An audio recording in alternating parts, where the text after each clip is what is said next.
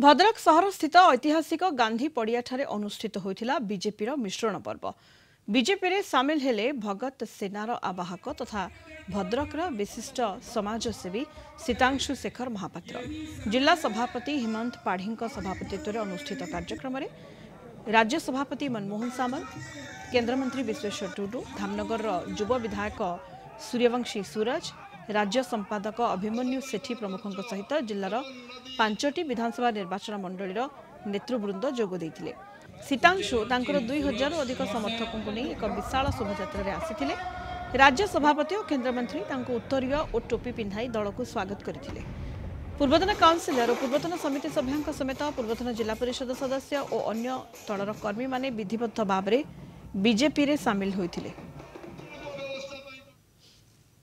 Bharatiya Janata party नीति आदर्श उद्बोध हुई एवं विश्वर लोकप्रिय नेता भारतर प्रधानमंत्री यशस्वी प्रधानमंत्री श्रीयुक्त नरेंद्र मोदी को आदर्श मन करी आज विधिवत भाव मोर सहकर्मी प्रशंसक आज भारतीय जनता पार्टी जोगदेली एवं आगामी दिन में दल जो दायित्व दब ताकू तुले पारि मोर संपूर्ण आशा और भरोसा अच्छी। आज जो प्रकार आज परिवेश देखा जाउतिला निश्चित भाव में सीतांशु बाबूंकर जो योगदान तांको सांकरे जो शताधिक तांकर समर्थक आज भारतीय जनता पार्टी रे जॉइन कले। निश्चित भाव में भारतीय जनता पार्टी भद्रक जिले में माने शक्तिशाली हेबो एवं ए कथा को सारा ओडिशावासी देखुथिबा कारण तार प्रभाव मध्य पड़िबो। ये महामिश्रण पर्व है भद्रक जिले में निश्चय बीजेपी शक्तिशाली हेबो।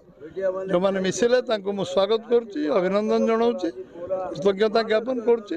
हजार हजार कार्यकर्ता कर्मी आज विभिन्न दलरू सामिल होती एवं भगत सेनार मुख्य सीतांशु आमर जॉइन करचंती। निश्चित भाव में ये 7 विधानसभा एवं पार्लियामेंट प्रभावित हम।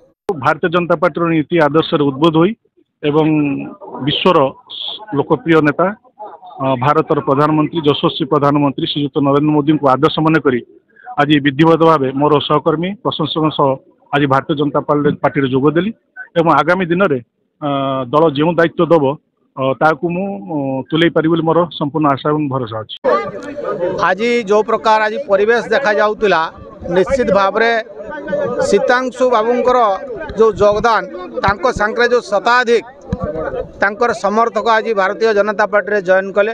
निश्चित भाव में भारतीय जनता पार्टी भद्रक जिले में माने शक्तिशाली हेबो एवं ए कथा को सारा ओडिशावासी देखुथिबा कारण तार प्रभाव मध्य पड़िबो। ये महामिश्रण पर्व है भद्रक जिले में निश्चय बीजेपी शक्तिशाली हेबो।